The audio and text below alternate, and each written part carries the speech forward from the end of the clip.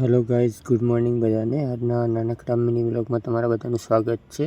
તો ચાલો શરૂ કરીએ. તો સવારમાં થોડું કામ પડ્યું કે આજે આપણે થોડું બહાર જવાનું થયું.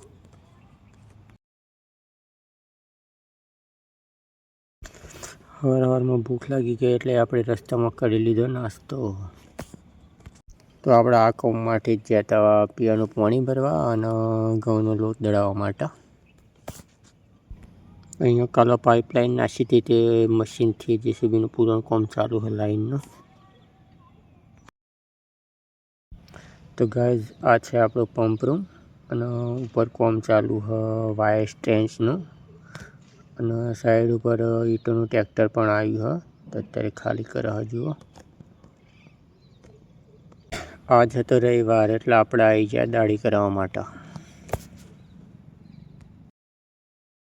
દાઢી બાઢી કરાવીને આપણે હેડે આપણી સાઈડ ઉપર પાછા.